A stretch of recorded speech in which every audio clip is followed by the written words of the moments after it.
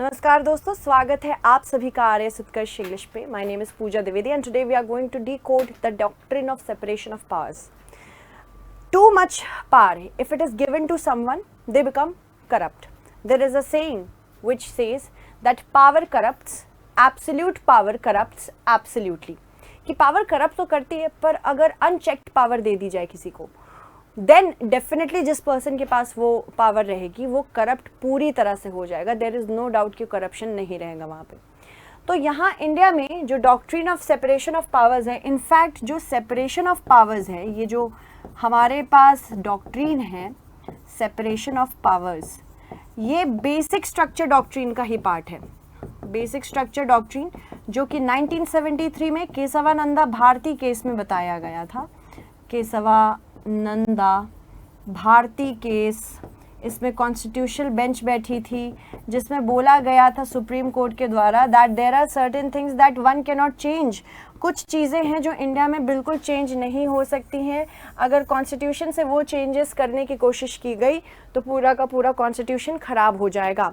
And that is why separation of power is a part of the basic structure. The basic structure doctrine itself is not anywhere mentioned in the constitution. However, one must be careful that by convention and through different judgments, we are able to see that कुछ चीज़ें हैं वो basic structure का part मानी जाती हैं. For example, the one that I have already given you. Other than this, we have secularism, that India is a secular country. India is a parliamentary democracy that cannot be ever infringed upon.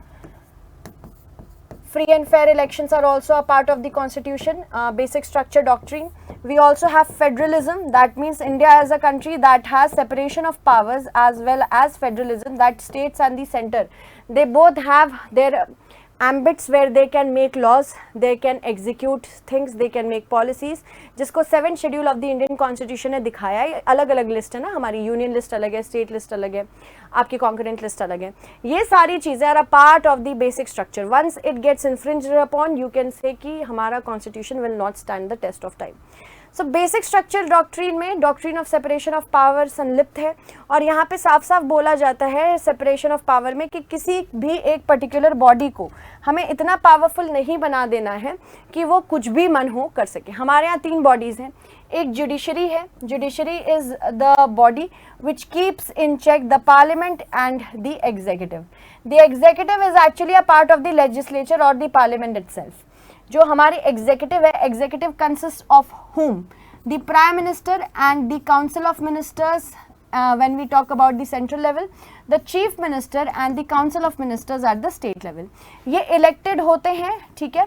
और इनका काम क्या होता है, जो भी कानून parliament लेके आ रही है उसको ठीक से हम पारित करवाएं और फिर उसके बाद अप्लाई करें. तो ये एग्जीक्यूटिव गवर्नमेंट है. एग्जीक्यूटिव के ऊपर किसका बोलबाला रहता है? पार्लियामेंट का.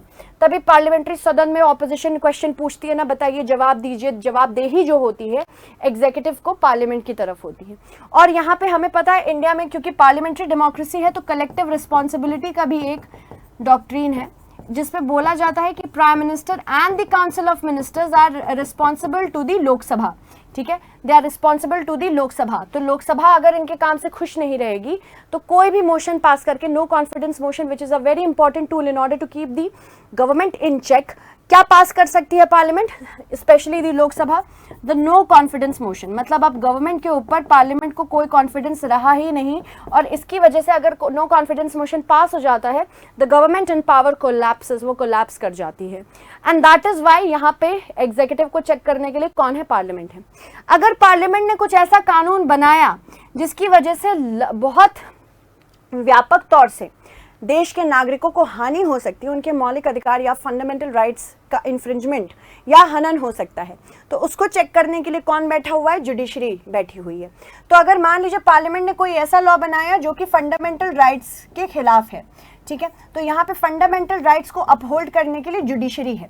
Fundamental rights are given to all the citizens of India and certain rights are also given to the non citizens of India in order to ensure that the citizen remains free and without any sort of dictatorship. So the part 3 of the Indian constitution which enshrines the fundamental right, part 3 में ही होता है ना, हमारे part 3 में है from article 12 to 35. ये दिखाता है there are certain laws which can not be abridged and infringed upon by the parliament. ऐसा कोई कानून नहीं आ सकता. अगर आया तो by the power of article 32 the citizens can approach the court and they can tell the court that हमारे rights का infringement हो रहा है, you have to do something. And we all know that the judiciary here, the apex court, Supreme Court stands at the top. It is the upholder of the Indian Constitution. तो ये upholder है of the Indian Constitution. और इनको check करने के लिए itself कौन बैठा हुआ है? Indian Constitution. तो इस तरह से separation of powers चलती है हमारी country में. We have three bodies: the judiciary, the executive and the legislature. This is how the entire system of checks and balances work. Alright, now let's talk about the recent context. Supreme Court has recently quashed Chandigarh mayoral poll results, emphasized upon the judicial oversight in electoral process. Judicial oversight, yani ki judicial review is also a part of the basic structure doctrine itself. It has also directed the governments to revoke rules that weakened forest protection, asserting environmental checks. environmental checks किसके अंतर्गत आते हैं? अभी आजकल article 21 के अंतर्गत आ रहे हैं बच्चा, because article 21 promises every citizen of India the right to life and liberty, and if you want to live your life to the fullest, you must ensure that your life is healthy, and if you do not get a healthy environment, you will not be getting a right to life. ठीक है, तो अभी recently हमने देखा हवाई की एक news आई थी.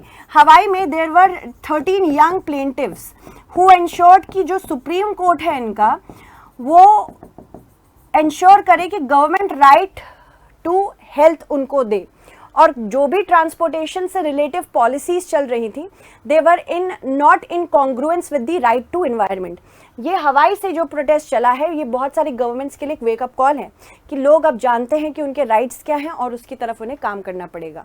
ठीक है, मूविंग ऑन. कोर्ट ने अबॉलिश किया है इलेक्टोरल बॉन्ड्स भी, जो that wanted to enhance transparency. इसमें इलेक्टोरल बॉन्ड्स में क्या होता था? किसी पर्सन या किसी कंपनी को अगर किसी गवर्नमेंट को डोनेशन देना होता था, they could do it by doing it anonymously. State bank of India में जाके वो इलेक्टोरल बॉन्ड्स खरीद सकते थे, और उनकी किस पार्टी को किससे मिला है पैसा ये सिर्फ स्टेट बैंक ऑफ इंडिया को पता रहेगा और किसी को नहीं पता चलेगा. तो यहाँ पे एनोनिमिटी का जो प्रॉपर ओपेकनेस थी वो हटा दी गई. इलेक्टोरल बॉन्ड्स अब काम में नहीं आते हैं और ये ट्रांसपेरेंसी को इंश्योर करने के लिए था. These actions actually uphold the principle of checks and balances which is actually important. therefore let's talk about the doctrine of separation of power, जो कि मैंने आपको with the help of this diagram already बता दिया है. Aristotle ने introduce किया था this concept in the politics. इसमें बोला गया था एरिस्टोटल के द्वारा कि हमें सेपरेट ब्रांचेस निकालनी पड़ेगी, जुडिशरी के लिए अलग निकालनी पड़ेगी, पब्लिक ऑफिशियल्स के लिए अलग निकालनी पड़ेगी और डेलिबरेटिव ब्रांच के लिए अलग निकालनी पड़ेगी. John Locke, he is believed to be the legislative branch.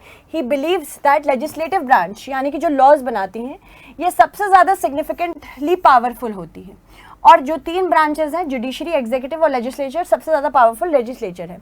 और यहाँ पे बोला गया था कि मोनार्क को कंट्रोल होना चाहिए दो ब्रांचेस. अब तो इंडिया में मोनार्क तो है नहीं, मतलब राजा रानी तो है नहीं.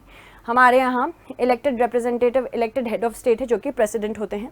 ब्रॉन द मॉन्टेस्क्यू ने कहा था कि स्पिरिट ऑफ लॉज में कि इंडिपेंडेंस और सेपरेशन ऑफ पावर्स होनी चाहिए legislative, executive and judicial branches में. सेपरेशन की अगर बात करें तो हर ब्रांच अपने अपने इंडिपेंडेंटली काम कर सकती है, but at the same time it should ensure कि किसी पर्टिकुलर बॉडी के पास बहुत ज़्यादा पावर नहीं होना चाहिए. चेक्स एंड बैलेंसेस बनी रहनी चाहिए. प्रोटेक्शन होना चाहिए इंडिविजुअल फ्रीडम का, human rights. Every individual is born free and they will go free. जो इन्फ्लुएंस है यूएस कॉन्स्टिट्यूशन में, यूएस कॉन्स्टिट्यूशन ने मॉन्टेस्की के आइडियाज़ को एनश्राइन किए हैं. यहाँ मॉन्टेस्की के बारे में बात कर रहे हैं ना, तो इसने ये रखा है कि सेपरेशन ऑफ पावर्स ये फंडामेंटल प्रिंसिपल्स में आते हैं. यहाँ पे इनकी तीनों बॉडीज़ अपने खुद के डिफाइंड रोल्स और पावर्स में काम करती है. कभी कभी अगर जुडिशरी बहुत ज़्यादा एक्सेसिव ओवररीच करने की कोशिश करती है तो उसे जुडिशियल आउटरीच कहा जाता है. Majority of democratic nations incorporate करते हैं सम और forms of separation of power. हर जगह अलग अलग तरह से बैलेंसेस होते हैं. पार्लियामेंट्री सिस्टम और जुडिशियल रिव्यू की अगर बात करें, सेपरेशन ऑफ पावर्स इंडिया में कैसे काम करते हैं. इंडिया का जो पार्लियामेंट्री सिस्टम मॉडल है यूएस प्रेसिडेंशियल सिस्टम से अलग है. जुडिशरी इन इंडिया ये गार्डियन होती है इंडियन कॉन्स्टिट्यूशन की, अपहोल्डर होती है और लेजिस्लेचर और एग्जीक्यूशन दोनों पर ध्यान रखती है. आर्टिकल 53 क्लॉज 1 एग्जीक्यूटिव पावर्स बोलता है यूनियन की किसके अंदर वेस्टेड है, प्रेसिडेंट के. आर्टिकल 154 कहता है एग्जीक्यूटिव पावर जो स्टेट की है वो गवर्नर में होती है. आर्टिकल 122 और आर्टिकल 212 कहता है कि कोर्ट्स इंक्वायर नहीं कर सकती है कि किस तरह से पार्लियामेंट की प्रोसीडिंग चल रही है और स्टेट लेजिस्लेचर की चल रही है। इससे नॉन इंटरफेरेंस बढ़ता है। नॉन इंटरफेरेंस के लिए यहाँ पे अब जुडिशरी के ऊपर किस तरह से रोक लगाई गई है, किस तरह से इसकी ये बहुत पावरफुल ना हो जाए, जुडिशरी बहुत ज़्यादा पावरफुल ना हो जाए, उसके लिए आर्टिकल 122 और 212 जरूरी है। आर्टिकल 105 और 194 कहता है कि कुछ भी अगर पार्लियामेंट में या स्टेट लेजिस्लेचर में मेंबर्स को स्पीच दे रहे हैं तो उनको उसके लिए कोर्ट में नहीं घसीटा जा सकता। यहाँ पे भी जुडिशियल आउटरीच ना हो जाए, जुडिशियल ओवर रीच ना हो जाए, इस हिसाब से रखा जाता है।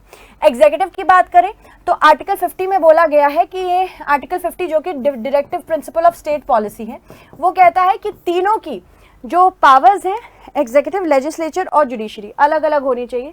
एक दूसरे के काम में आप टांग ना अड़ाएं। आर्टिकल 245 लेजिस्लेटिव पावर्स की बात करता है। पार्लियामेंट को पूरी अथॉरिटी दी गई है कि कंट्री में और स्टेट में जो भी कानून बनाना है आप बनाइए। जुडिशरी कभी कानून नहीं बना सकती, एग्जीक्यूटिव कभी कानून नहीं बना सकती। जुडिशियल इंडिपेंडेंस की बात करें, जुडिशरी किस तरह से, जब तक जुडिशरी इंडिपेंडेंट नहीं रहेगी तब तक आगे काम भैया नहीं हो पाएगा। तो जुडिशरी इंडिपेंडेंट रहे उसके लिए आर्टिकल 122, 212 बोलता है। ये पार्लियामेंट और स्टेट लेजिस्लेचर को मना करता है कि जजेस कैसे काम कर रहे हैं सुप्रीम कोर्ट में, उसका डिस्कशन आप नहीं कर सकते हैं कि उन्होंने सही डिस्कशन, उन्होंने सही जजमेंट दिया कि नहीं दिया। तो यहाँ पे देखो जुडिशरी किस तरह से मना कर रही है कि जुडिशरी इन लोगों के पार्लियामेंट और स्टेट लेजिस्लेटिव असेंबलीज में टांग ना अड़ाए। It's article 122 and 212। Similarly legislature ताकि बात ना करे जुडिशरी के बारे में, 121 और 211। आर्टिकल 361 में बताया गया है ये इम्यूनिटी दी जाती है प्रेसिडेंट और गवर्नर्स को कि कोई लीगल चार्जेस आपके ऊपर नहीं लग सकते अगर आपने अपने ऑफिस के दौरान कुछ ऑफिशियल कैपेसिटी में काम किया है तो। It upholds the basic structure doctrine. 76th amendment 1994 का, 99th अमेंडमेंट 2014 का, ये एम करना चाहता था कि पार्लियामेंट की पावर इंक्रीज हो, चाहे जो भी लॉज पार्लियामेंट पास करे जुडिशियल ओवररीच यहाँ पे ना आए। सुप्रीम कोर्ट ने चेक किया, इंप्लीमेंट किया कि भाई हम जुडिशियल रिव्यू तो करेंगे, हो सकता है आप कभी कभी गलत कानून बनाए तो हम उसको रिव्यू तो करेंगे ही। गोलकनाथ जजमेंट इनिशियली इसने पावर की पार्लियामेंट की अमेंडिंग पावर्स की, पार्लियामेंट चाहे जो करे, चाहे जिस तरह से ये संशोधन कर दे कानूनों का, इसकी पावर्स को पार्लियामेंट अपने पास रखना चाहता था कि जुडिशरी हमको नहीं बता सकती है कि आप संशोधन कर सकते हैं कि नहीं। पर जुडिशरी कहती है कि कानून, कॉन्स्टिट्यूशन सबसे ऊंचा है, पार्लियामेंट से भी ऊंचा है। यहाँ केशवानंद भारती केस में गोलकनाथ की का डिसीजन ओवररूल हो गया और पार्लियामेंट की अथॉरिटी को अमेंड करने के लिए बोल दिया गया। It introduce the basic structure. उसने कहा कि ठीक है, गोलकनाथ में मना कर दिया था कि पार्लियामेंट नहीं, कॉन्स्टिट्यूशन सुप्रीम है, पर केशवानंद भारती केस में कहा गया कि एक काम करते हैं, आप ठीक है आप संशोधन करिए कॉन्स्टिट्यूशन का, पर एक काम करिए बेसिक स्ट्रक्चर जो जो हैं उसको आप नहीं हटाएंगे। Secularism, socialism, justice, liberty, fraternity, federalism, ये सारी चीज़ें अगर आपने छेड़ी किसी ना किसी तरह से, तो एक तरह से आप मतलब आप बेसिकली कॉन्स्टिट्यूशन को पूरा हटा रहे हैं, जो हम अलाउ नहीं कर सकते। बेसिक स्ट्रक्चर डॉक्ट्रिन मैंने बता ही दिया है। Supreme court guardian of the constitution माना जाता है और साथ ही साथ ये चेक एंड बैलेंसेस को मेंटेन करके रखता है इंडिया में। ठीक है, सो आई होप आपको आज की क्लास अच्छी लगी हो and I hope you will continue with us full time. RAS Utkarsh English का एक टेलीग्राम चैनल है, उसको भी ज्वाइन कर लीजिएगा, सारे PDFs आपको वहाँ पे मिल जाएंगे। ठीक है, so thank you so much everyone, take care.